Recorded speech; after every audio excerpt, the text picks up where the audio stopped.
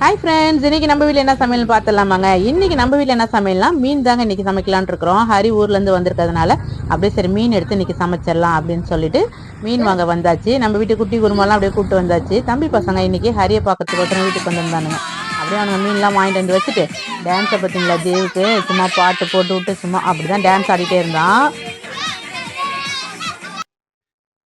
சரி அவனுங்க டான்ஸ் ஆடிட்டே இருக்கணும், நம்ம அதுக்குள்ள சமைச்சிடலாம் அப்படின்னு சொல்லிட்டு இன்னைக்கு 1 கிலோ சங்கரா மீன் வாங்கிட்டு வந்திருந்தான். கிளீன் பண்ணி அங்கேயே வாங்கிட்டு வந்துட்டான். சரி நான் கொஞ்சமா அதை மசாலா போட்டு பெசறிட்டேன்.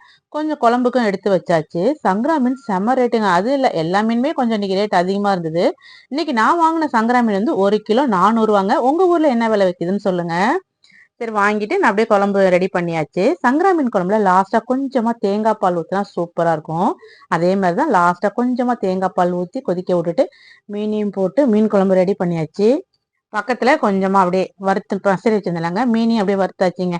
இன்னைக்கு நம்ம வீட்டுல நல்லா சூப்பரா சங்கரா மீன் குழம்பு வறுவல் தாங்க. அப்படியே சாப்பாடு ரெடி ஆயிடுச்சு. மீன் குழம்பு ஜம்முன்னு ரெடி ஆயிடுச்சுங்க. ரொம்ப சிம்பிளான சமையல் தான். நல்லா சாதம், மீன் குழம்பு, மீன் வறுவல் தான்.